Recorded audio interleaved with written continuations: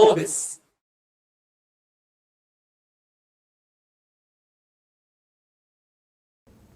Thank you so much, and hello everyone. Welcome to the session of Disruptive Evolution in Cyberspace. I'm very much delighted to be here with 4 distinguished panelists today. I think that you had a chance to take a look at their respective CVs. They have very good, actually, careers, experience. So if not, please check it online. So I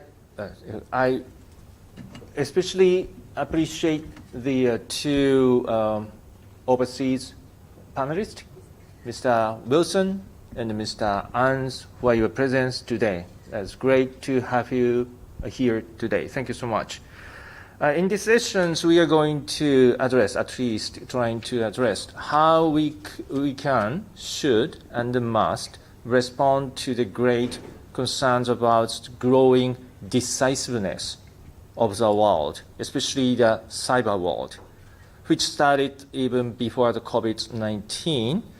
According to Ian Bremmer, founder of Eurasia Group, he said the COVID-19 has not created a whole new world, but simply accelerated the divisiveness, in his word, tech Cold War. So actually, COVID-19 just exacerbated the already malicious or hostile relations between 2 countries, United States and China. And then cyberspace, cyber world is affected a lot. So having said that, I'd like to first ask Mr. Terazawa-san of your views on the cybersecurity from the perspective. Well, thank you very much for this opportunity. Let me start with an overview of the cybersecurity issues. And today I will focus on 3 recent developments concerning cybersecurity. One recent development is the integration of the cyberspace with the physical space. In the good old days, cybersecurity was limited within the world of internet. But with the advancement of IoT in the past 5 or 6 years, cybersecurity is reaching the physical space or the real world, such as the power plants, chemical plants, connected vehicles, connected buildings, and even connected houses. But for us, from the government's point of view, what is even more worrisome is the supply chain. As you know, there are many companies participating in the supply chain, and many of them are SMEs, small and medium-sized enterprises. And cyber attackers aim at the weakest link. And SMEs tend to be the weakest link. So for the CEOs and leaders of the business like you, in the good old days, you only had focus on the cyber security resilience of your company alone. But now you have to be worried and make sure that your suppliers are cybersecurity resilient as well. The second development is COVID-19. We are all in the telework. But as we are experiencing, telework provides ample opportunities for cyber attackers to aim at. And additionally, people want information about COVID-19 so badly. People make so many access to the internet and even download things from the cybernet. That gives another ample opportunities for cyber attackers to exploit. And the rewards, potential rewards for the cyber attackers is much greater. We know that there are significant increase in attacks against labs or pharmaceutical companies, probably in an attempt to get information about vaccines and drugs for COVID-19. And also for cyber attackers who want to disrupt the society, they can easily target medical institutions for their targets because of the importance of medical institution organizations in the fight against COVID-19. If there's disruption, it will certainly be a disruption for the whole society. So COVID-19 has accelerated the need or expanded the threats arising from cybersecurity. So for the leaders of the business, like you or CEOs of the companies, only a year ago, you only had to make sure that activities within your office was cybersecurity resilient. Now you have to worry about the activities outside the offices, the houses and homes of your employees. So your responsibility is much greater. The third development is geopolitics. Only 3 years ago, frankly, we did not care about the trustworthiness of the ICT infrastructure or the IT services. We didn't really care about that. but 5G fundamentally transformed the landscape. And it's not just 5G. Some countries are being more concerned about the chips, trustworthiness of the chips, or the apps, application services, or the data services, or drones, or surveillance cameras.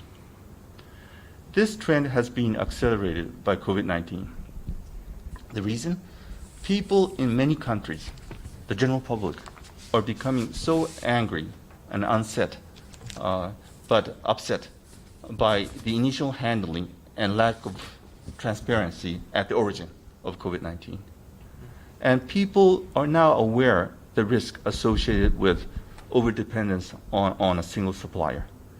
These issues were in the mind of policymakers, but these issues are in the mindset of everyone, because people could not get the masks, and people heard news about the lack of transparency at the origin. So there is public support or anger behind this.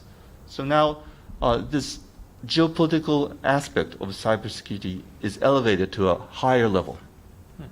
So as a result, only 2 years ago, 3 years ago, we only cared about the unknown intruders into the system. But now we have to care about the well-known suppliers of technology with the names. So with geopolitics, there is a new dimension added to cybersecurity. And what does this mean for the business leaders like many of you? For the companies engaged in government procurement or engaged in important infrastructure services activities, you need to make sure that services or technology you're using are the ones that you can trust. For the companies supplying parts, materials, and equipment, you want to make sure that you are in compliance with the sanctions imposed by some countries. Even if you don't like those sanctions, you have to comply with the sanctions. You have to make sure. Some of the people old enough recall the Toshiba machinery incident. I think it was 1987 or so. So even if you don't like the sanctions, you have to comply with the sanctions. You have to put extra care that your activities are in line with those sanctions. And as leaders of the companies, you need to mitigate the potential damages that can be caused by sanctions. One word is diversification. Diversify your market, diversify your supply source, diversify your technology, diversify the location of your production. That would minimize the damage that can be caused by sanctions. To sum up, with all these trends, cybersecurity is no longer a technical issue that you can delegate to your IT department. Cybersecurity is the issue that the top leaders of companies would personally have to look at and put enough resources to it. In the good old days, the CEO could say, oh, cybersecurity is so important, I have someone, an expert dealing with this. It's no longer the case. And it's beyond technology. It's about your marketing. It's about your production. It's about your strategy. So much more headaches for the business leaders, but this is the reality of today. Thank you. Zhao-san, thank you for your insight into this issue, clearly addressing 3 key points, I think. One, supply chain, second, COVID-19 related cyber attack, and then third one is the geopolitics, right?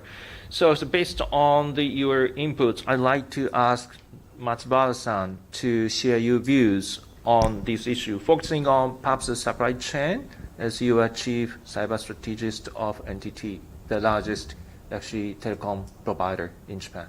So please. Thank you very much. So I'd like to follow up with what Terazawa-san said, because he emphasized why this is so important to talk about and think about the critical infrastructure protection and also 5G security, because without communications, we cannot do anything about it during the teleworking and also social distancing in the new normal, because we have to, unfortunately, to keep the physical distance between ourselves to protect ourselves from infection, not only from the coronavirus infection, but also from computer virus. So how to do that? So I'd like to talk about how actually Japan is helping the critical infrastructure protection and also the supply chain risk management. And I also would like to emphasize the element of protection of the healthcare sector, because healthcare sector is one of the most crucial and important sectors during the pandemic. And I must say I'm really proud as a Japanese to see that the Japanese government and the industry have been really stepping ahead to help the critical infrastructure protection, and especially in the 5G security and risk management. So as Teraza-san mentioned, the issues we've been discussing over the last couple of years related to 5G issue is everything is related to the vendor lock-in, because we do not have many options available in terms of suppliers related to 5G. When you think about it, you can only think about only a few, less than 10 suppliers in terms of 5G. So that's a problem, because if you too much rely on one vendor, and if you have no other options, then if something happened to one supply chain, then you cannot do anything about it, because there will be some trade issues, legal issues, cybersecurity issues can happen. So you need to always have alternatives, options. And I'm so proud that an NTT is actually the first telecommunication company which introduced a cross-vendor approach as opposed to vendor lock-in approach in terms of 4G. And we are also taking a multi-vendor approach, cross-vendor approach in terms of the 5G security. And to make sure that we have options available, and we also make sure that we have supply chain risk management, you have to have a trustworthy infrastructure. But when you talk about infrastructure, not just about communications, but also like transportations and also like train, you need to have a huge, gigantic investment to have a good life cycle management, because you just cannot build it. You have to make sure that you have to maintain, and you have to make sure that operations can go on over the next several decades from now. And Japan, the United States, and Australia came up with this brilliant idea and concept called the Blue Dot Network to help around the world, the countries, to make sure that they can build a trustworthy infrastructure in a transparent, market-driven way. And these three countries are not just helping financially, but also to make sure that to review that the principles to build those infrastructure pieces are based upon these principles based upon agreed among G20 countries. And my last point about the critical infrastructure protection in terms of the healthcare sectors. Unfortunately, because even though that we are more and more reliant on healthcare and medical services, especially during pandemic, bad guys are taking advantage of stretched resources among the healthcare institutions. And we now see two types of cyber attacks against medical institutions. One is disruption to encrypt IT and medical data to disrupt their operations. And the other one is cyber espionage to steal research and development data, especially vaccine. Why? Because vaccine makes a huge difference how quickly your country can get over this pandemic, and also how quickly you can recover from this recession. So if you can be the #1 country to make vaccine, then you're gonna be #1 countries in terms of economy and also post COVID-19 world. So we see disruptions from cyber criminals, and we actually saw the first case of a person got killed by ransomware attack in Germany last month. And we also see more and more alleged cases of cyber espionage to steal coronavirus-related vaccine information in United States, Europe, and Canada, Australia. So we have to make sure that the medical services whose resources have been so stretched have a right level of service and help in terms of cybersecurity. And I'm so pleased to see that we see some silver lining in this dark tunnel, because industry professionals, cybersecurity professionals, stood up to create voluntary coalitions to provide cybersecurity advice and also information on what kind of attacks are going on. And also, if you got attacked and impacted, then you can get also free services. So I think that even though that every one of us has been going through a really, really difficult time during this pandemic over the last 8 months, but I really hope that these coalitions and voluntary efforts go on to make sure that we can have a right critical infrastructure protection, but we can also have access to right level of medical services during this difficult time. Thank you.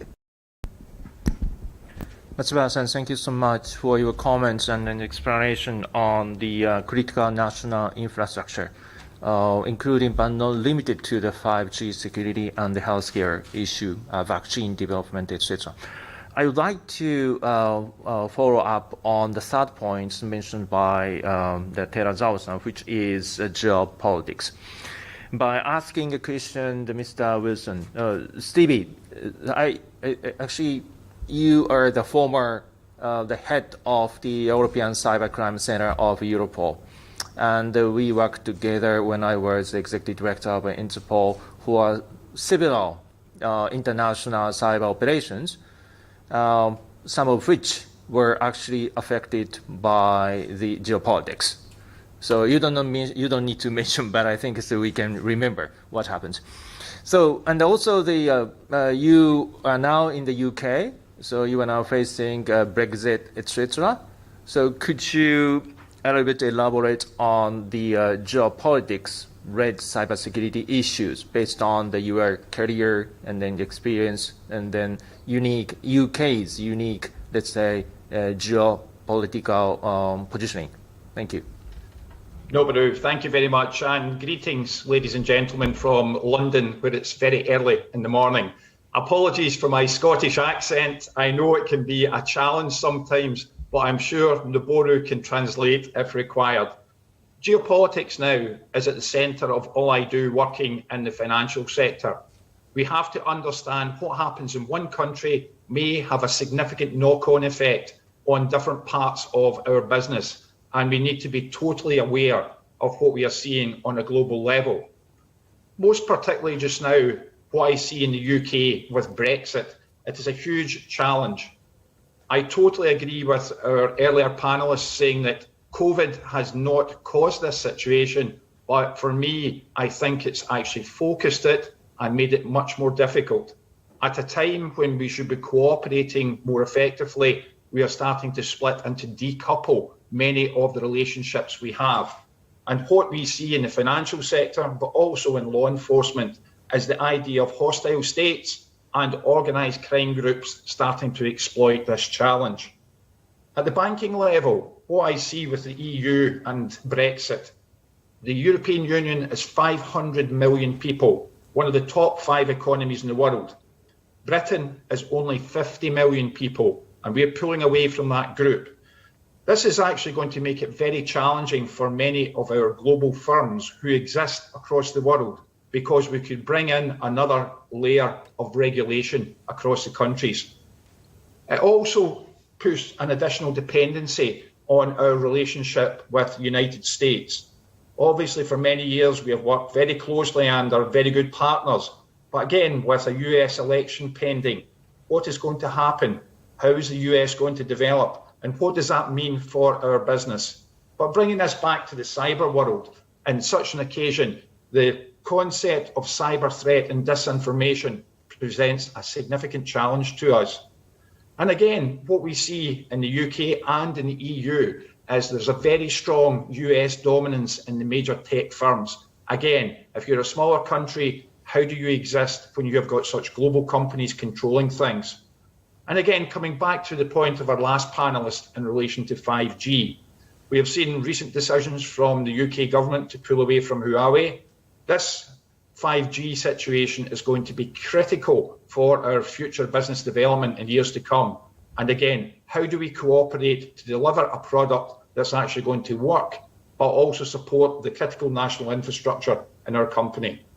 And again, back to those relationships. I've been part of the Five Eyes setup with the US, Canada, New Zealand, USA for a number of years.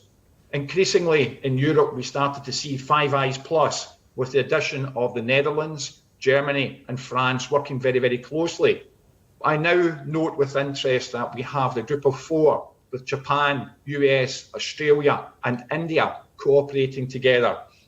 I think the inevitability of what we're seeing with this decoupling from international arrangements is going to grow into alliances, regional alliances, and unfortunately, back to my original point, at this time when we all face a global challenge, I see countries becoming more focused on their own agenda and trying to drive that rather than the international cooperation. And I think no more in the cyber world is this true. Noboru, can I pass back to you? Thank you. Thank you, Stevie, for your comments, especially on the Five Eyes Plus. Five Eyes Plus means that Germany, France, and the Netherlands, etc. I just remember that I was invited to join the Five Eyes cyber meeting when I was executive director of Interpol. I think that's now the Five Eyes quite catchy word in Japan, because especially UK side is encouraging Japan to consider joining it as long as the laws and the regulations and then some others are actually allowing Japan to do so. So we are going to touch upon that issue later on. I'd like to continue to focus on the little bit geopolitics by asking Mr. Ant of RSIS on this point. I'm quite sure that Singapore is very good at balancing its positioning between or amongst the strong powers in the region. So based on your actually strategic foresight capability, how do you assess the current situation? Mr. An, please. Thank you for the question, and also thank you to the organizers for inviting me to this panel. It's such a pleasure to be with such an esteemed group of panelists. As you said, Singapore has always wanted to balance the major powers because Singapore, and not only us, but the rest of the ASEAN member states, Indonesia, Malaysia, Thailand, Philippines, Vietnam, Cambodia, Laos, Myanmar, Brunei, are all small countries compared to the Five Eyes countries in economic stability and military capability. And therefore, we've really had a need to make sure that we are friends to all. And in fact, Singapore's economic progress was based on free trade and not on mercantilism or protectionism, which is what we see a lot of the decoupling going to result in. So it has a great concern to countries in this region that there is a technology decoupling happening and that it's affecting the future of our progress, because we have our ASEAN Smart City Network, and smart cities are going to be very dependent on new technologies like 5G. Mind you, many of our ASEAN states are still trying to get 3G done right and get a 4G that's stable, but 5G really is the future for economic progress for ASEAN. And yet, if there is going to be this bifurcation or split between the two kinds of 5G, it's not going to help. Then we've got 10 ASEAN member states that are trying to, we are interconnected, and yet if some of us are with one side and the rest are with the others, we're not going to be able to have the maximum ability to progress economically. And whenever there's also different networks, there's also a risk. There will also be gaps where the bad actors, whether it's hostile states or whether it's organized crime groups can step in. So we have a real concern about our supply chains. So from the geopolitics, I come down to the supply chains. Because in the ASEAN member states, we don't make the technology most of the time. We are dependent on very interconnected global supply chains. And we are dependent on one another as well. So sanctions can have a real serious knock-on effect because we may be getting what we think to be products coming from Vietnam or products coming from Malaysia. But if further up the chain, something is coming from the US or from China, then, and if there's a dispute, then that's going to be a problem for us. And when it comes then down to what do we trust in our networks, we really have to have that resilient networks, resilient supply chains that can take failure, whether it's failure because of a cybersecurity incident or failure because of a pandemic. We've seen the COVID-19 pandemic has shown us how fragile the global supply chains are. Suddenly, let's not talk about silicon chips. We were worried about toilet paper. So if you can't even get toilet paper, why are you worried about your supply of silicon chips? So we really have to have diversification, and decoupling does not help that. So, and we need to have ability to build up systems that we can trust. But since, as I said, none of us build the systems, we have to adopt something similar to a zero trust framework where we are going to have to verify every single part of the supply chain. And this is in an environment where in COVID-19, all of us have had to increase the amount of time spent online, increase the number of transactions spent online. The vulnerability is there. The awareness of the vulnerability is there. Singapore just last week has launched a safer cyberspace master plan to get all of the citizens and small businesses on board, not just the critical infrastructure.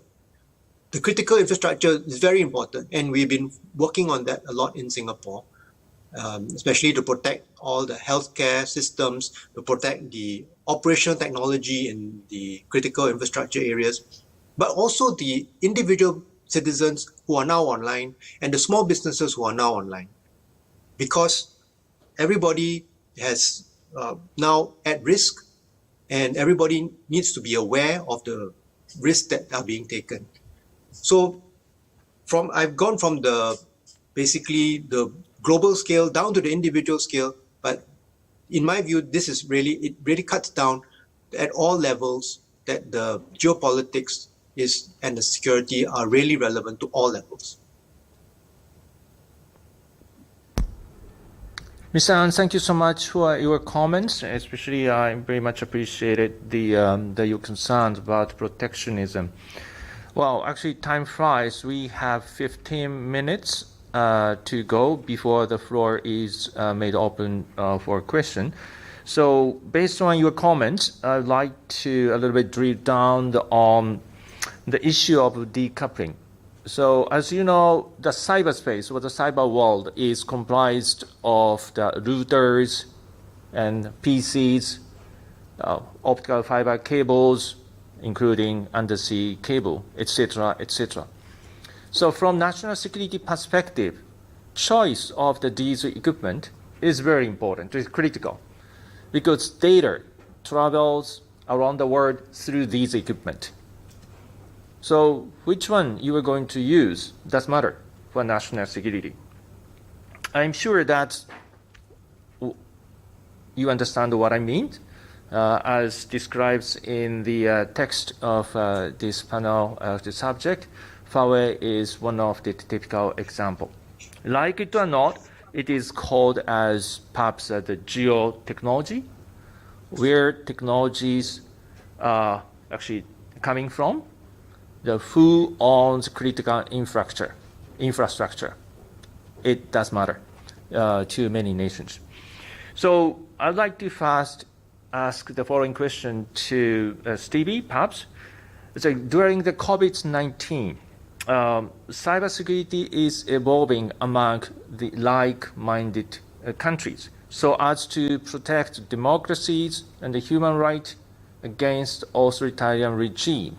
So in the Japanese context, DFFT, data free flow with trust. So the part of with trust is important, and then that indicates a certain group of like-minded countries. From the UK perspective, Stevie, how do you see this issue, or what is going on in the UK or in the Europe? Yes, Noboru, this concept of trust and confidence in what we're dealing with is absolutely fundamental to successful business and being able to work. And the problem just now I see with UK and Europe is there's a potential breaking of that trust in relation to the negotiations and Brexit. And again, it's going to be vital to have arrangements in place for us to work on that pan-European level. But again, take that far wider into the global level. That becomes important for that international trade with like-minded companies. The other challenge, moving slightly away from your question, we are seeing just now in the UK and in Europe is also with the potential financial crisis we're seeing because of COVID. We are starting to see thousands of people lose their job. And the problem there is the idea of the insider threat. The potential for somebody who was a loyal employee has now lost their job and is much more amenable to approach by organised crime. I think it's been well reported an incident recently that happened in the US at Tesla, where we had foreign agents trying to compromise systems there through an insider. Luckily, that person reported it back to the organisation. But my question is, if people are losing their job, previously secure lifestyle, I think they will be much more amenable to that approach from organised crime, and indeed organised crime working on behalf of nation states. Noboru, back to you. Thank you so much. Thank you so much. So actually, the nation states-backed cyber crimes are often actually organized or actually done through proxy, which is non-state actor. So thank you so much for addressing it in this context. I'd like to ask the Matsubara-san of the trust issue. Actually, I'm the Group Chief Trust and Safety Officer of Z Holdings, but I'm moderator, so I'm not supposed to mention it by myself. So I just would like to ask you of the importance of the trust in the supply chain, in the context of the 5G, etc. It is critical national infrastructure. Could you share your comments on this issue? Thank you. Sure. So, as I said earlier, it comes the supply chain risk management issues and also 5G security issues come down to trust and also how many options are available. Because right now, unfortunately, we don't have many options available in terms of the 5G vendors. So that's why I thought that Japan is playing a really important role to play in the 5G security and also supply chain risk management, because Japan has been really active and proactive to provide more options available in terms of vendors and also in terms of technologies. And what we haven't talked so much yet during this panel session is privacy and surveillance issues, because it's also related to trust. Because nobody wants to be under the heavy surveillance 24/7 basis. Maybe you like it, but I don't like it. So again, you also need to have an options available in terms of how much heavy surveillance you want to go through. And actually, NTT has came up with an alternative and options in terms of smart city. So when you have big smart city project, you have many items and devices connected to the internet because you want to have a big data, and you also have to create a new business opportunities. But the opposite side of the coin is the privacy issues. So NTT came up with this brilliant idea that the company doesn't own the data. The data is always owned by the data owner, original owner. So NTT has been working with the city of Las Vegas in the United States over the last year to do a smart city project to have a sensors to make sure that we can provide them safety. So we have sound sensors like shattered glasses, because if you had gunfire, then you're gonna hear shattered glasses. Or if you see car is rushing toward the wrong direction, then something wrong is going on there.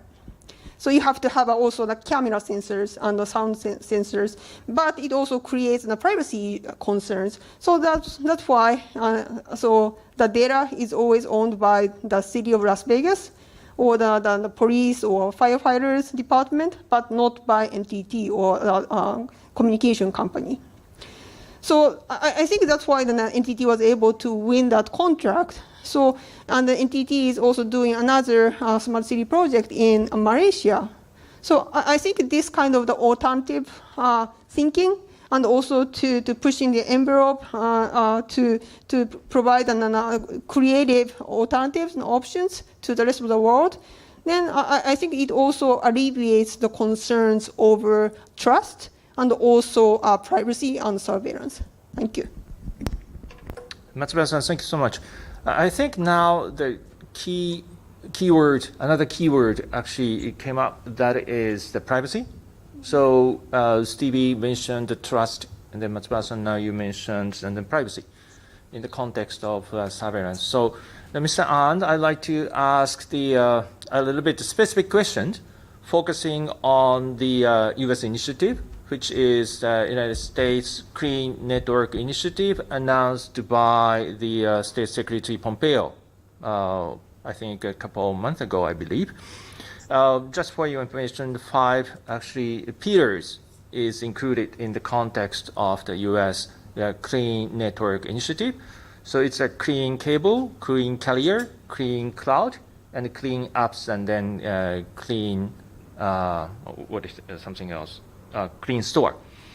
So actually, this is based on the trust and then privacy seal type of initiative. From Singapore perspective, so I know in Singapore, Chinese company-oriented applications are used. I'm not sure widely used, but at least used. But majority applications and the vendors are US-oriented. So as I mentioned, I think Singapore is very good at balancing between two actors, big actors. So I'm sure that Singapore doesn't want to be in the position to be asked to choose either side. So Mr. And, how do you see the current situation over there? You are absolutely right that Singapore does not like to choose. And since I am an academic, and I'm speaking from an academic point of view, and I don't represent any government, I don't represent any private sector company, I can say some things which the government people cannot say, and some things which the private sector companies would not want to say because of their business interests. That basically when it comes to trust, and it's well and good to have a concept of a clean network, but to an ASEAN country, who do you trust? Does an ASEAN country necessarily trust all of the Five Eyes nations more than they trust China? Based on the history of what certain Five Eyes nations have done in ASEAN nations in the past, based on what certain Five Eyes countries could have interfered in certain ASEAN nations' politics in the past. So we have to understand in that perspective of trust, it's not all equivalent. So also when we look at the network and we look at the issues of privacy, which is a very important, privacy and surveillance, we have people in all the ASEAN countries that are using both Chinese and US and Western technologies and applications because of the amount of business being done, whether you are doing business with suppliers in China or customers in China, which are huge, or whether you're doing with suppliers and customers in the Western nations, which is also huge. And so you need to be able to communicate with both. Once you have that cut off, you have cut off possibly half of your supply chain or half of your customers, depending on which ASEAN nation we're talking about. So the alternative is that if you talk about surveillance and privacy, it's not to say that the Western systems are necessarily more trustworthy. You could say that, oh, sure, you do not have to, maybe you're not worried about the US government getting into your personal data, but Google has your personal data. Facebook has all your personal data. They are tracking every single private movement that you have, and they are not responsible or accountable to any population, any voters, any citizens, no oversight. So is that any better? Or is it better then to look at everything in a sense of trust but verify? Trust but be careful. Check everything and go into all our connections with open eyes, that from our viewpoint, who are not in the major powers, that we still have to be careful of all the things that we're dealing with. Mr. An, thank you so much. Trust and verify, that's very important. Not to blind trust in something, even though that is widely used. So we have less than 3 minutes before the end of the discussion. So, but before ending, I would like to ask Terazawa-san to comment on the entire discussion, because you started actually the perspective. So especially, I know that you used to be the high government official, so I know something you are not able to mention. But as long as you can mention, please share your views on the whole discussion. Okay, I'll try my best. I do not represent the government's point of view, but I will share with you my personal view. It is not in the Japanese interest that decoupling spreads into the world. China is our biggest trading partner. So Japan would lose a lot in the complete decoupling world. So some people may be mistaken that Japan prefers decoupling. No, it's not true. We do not wish to see a decoupling world. That is inconsistent with our business interest. Having said so, considering the importance of the digital infrastructure, we need to have complete trust in the digital infrastructure that we use, number one. Number two, as she mentioned, we cannot depend on a single supplier. We need to have alternatives. And the third is that we need to have a very resilient supply chain. We cannot depend upon a single country to provide everything. So these efforts to ensure that you have a trusted infrastructure, to ensure that you have alternatives, to ensure that you have a resilient supply chain with multiple locations for supplies, these are legitimate policy initiatives, goals for the Japanese government. These initiatives are very different from the simple decoupling world. So the Japanese government will be pursuing these three objectives for the purpose of our national interest. In some aspects, we have friends to work together with. For example, developing alternatives for 5G, we need to work with other countries. The Japanese company alone cannot provide every solution to 5G, for example. We need to have a global coalition to provide alternatives. So in that regard, to pursue those three objectives, we need to work with other countries. Thank you. Thank you so much. It's really perfect. 10 seconds is left. So that is one. Thank you so much for your perspective. Thank you all of the panelists. Now I think the floor is made open to the audience. And also I think it's MC, you were going to pick up some online questions, if any. Yeah, so far no questions. Okay. Please. Thank you very much. Thank you for your interesting presentation. I'd like to ask the kind of potential of Japanese vendors. You have been talking about multiple suppliers and alternatives. And when we look at the global share of especially 5G stations, they tend to be Huawei, ZTE, Ericsson, Nokia, and I guess Samsung. What's your assessment regarding potential of Japanese IT companies, maybe NEC, Fujitsu, and could there be other viable players during the next few years to come?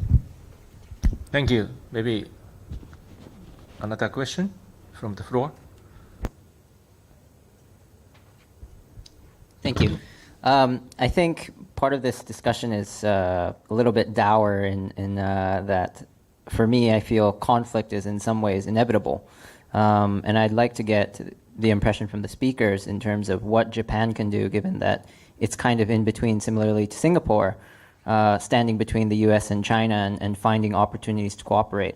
And I'd just like to get, I guess, an overview or a bit of a general question, but is conflict avoidable, and what can we do in Japan to prevent that in the future? Thank you for your question. Maybe one more, if not. Perhaps I think that's maybe I think I can ask the panelist of their views on the two questions. I think the first one is that the 5G and the other actually Japanese equipment global actually share, etc. So there might be two options. One is government views, because METI has some sort of governing policy mandate in the government. Another one is the NTT, which is partnering with NEC right now. Maybe I can first ask Terazawa-san to make some comments on this issue. I'll try to answer your first question first. It'll be extremely difficult for Japanese companies to provide everything from top to bottom. In the vertical integration model, you had to supply everything from top to bottom. It was very hard. So today, it's only a few number of companies which can provide everything from top to bottom. But if you have an open architecture system, it would divide the supply chain or value chain of the 5G in several layers. So even if you cannot provide everything from top to bottom, in any given layer, there's a possibility that Japanese companies or US companies can come in. And frankly, it doesn't have to be purely Japanese. As long as we have alternatives, as long as we have trusted partners, that's okay. So that's the beauty of the open architecture, and that is the reason why we are pursuing open architecture. With regard to your question about conflict, is it inevitable? Well, there are many aspects which are beyond our control, but there are things that we can do. One is that the reason why there are so much ad hoc sanctions is the lack of global norm or rule. So we can work with other countries like Europe or Singapore or Australia to try to set up an international norm or rule that would reduce the necessity to get into ad hoc sanctions. Number two is that while we may not be able to stop all the conflicts, we can mitigate the risk associated from the conflicts. That's the reason why I emphasize diversification. And finally, it would be wrong to just to see it as US versus China and Japan as a third party. In many occasions, we are sort of victims. But if we are in our efforts to enhance the trustworthiness of infrastructure, in some instances, we need to work with some of our friends. So these are the responses to your question. Terazawa-san, thank you so much for answering both of two questions, actually. Actually, I have one question which I'd like to ask Matsubara-san to answer. It's the first one. The 5G global share in cooperation with other Japanese company. So what is your opinion on this one? So as you kindly introduced, the NTT and NEC recently announced the new alliance to collaborate on 5G and also ION, innovative optical and wireless network. Do you know about ION? Some? And others are sleeping because I have got no reaction. Zero. So ION, innovative optical and wireless network, is launched. A global ION global forum was launched by NTT and Sony and Intel 1 year ago. Because when we talk about not only just 5G or 4G, we have so many problems. Like, well, we get really congested communications, cybersecurity issues, AI. So we need to have something beyond the current problematic internet. So we cannot do everything on our own. We have to make new coalitions. So that's why we made a new coalition, industry-driven coalition by NTT, Sony, and Intel, to bring the companies to create the new end-to-end communication infrastructure. Now, actually, in regard to the second question, which is the Japanese position in the middle of the U.S.-China strategic competition, I wanted to ask I wanted to take advantage of overseas panelists being here. So I'm now going to ask Stevie as well as Mr. Ans of your advice. So maybe I think, Stevie, you are with me? Yeah, okay. Yes, can hear you clear. So could you provide us with strategic advice? Actually, Japan is in a somewhat challenging situation between China and the United States. So what would be your advice? Yeah, good question, Noboru. Thank you for putting me on the spot. I think the UK could soon be in such a situation as well. But I think the advice, let's break this down to looking at cooperation versus conflict. You've got to risk assess that and saying, is it a bigger threat to not cooperate and not to develop, or is the bigger threat through that threat of cooperation? And I think the trust for the platforms is vital. Noboru, I think you and I both remember very well the NotPetya incident, where we had a compromised application for dealing with tax submissions was able to cripple not just one country, but a large part of the world. I well remember the port of Rotterdam almost shutting down. I think Singapore was in the same situation. So I think the strategic advice for me is that cooperation is vital. Another factor that I've seen from our National Cybersecurity Centre, they spoke about the quality of the engineering. If you look at the two companies I know best, Ericsson and Nokia, they can be very expensive in response to 5G matters, but the engineering is fundamentally sound. Other companies have developed far cheaper products, and what our NCSC speaks about is the total cost of ownership, and been able to bring in something that works from the start, that is not going to take millions, indeed billions of yen, euros or pounds to actually fix. Noboru, back to you. Stevie, thank you so much. You were insightful and also the crispy advice. I guess still the UK is 8 a.m., right? But still, I think that's I hope that you had good sleeping last night, but seemingly your advice is very good. Thank you. So now I'm asking Mr. An to give us strategic advice. I think it's getting advice, RSIS, free of charge is quite priceless. So, but I would like to take disadvantage of you being here. Thank you for your insight again. I'm very touched, but we give advice all the time. So, it's, for what it's worth, Singapore is looking at it from a not wanting to be used as pawns in the huge trade war that is happening, or in the what we call the great power competition. And we're really making a strategic interest to not allow ourselves any decisions that are being made to be used as part of the narrative of are we pro-China or are we pro-US? Because the answer is yes, we are friends with all. And even the decision recently of the major telcos to use Ericsson and Nokia for their 5G rollout, whereas only a smaller telco was going to use Huawei, could have been misinterpreted as making a decision. But actually, as has been clearly explained, it is actually based on standards, not based on the geopolitics. And we are being very careful to make everything based on standards, being objective facts, evaluations based on security, and also diversifying. Because strategically, we know that also no matter what best efforts we take, if it comes down to sanctions, if anybody in any country just decides in a fit of unhappiness to tweet that there are going to be sanctions, then we are stuck. We just need to be able to cope.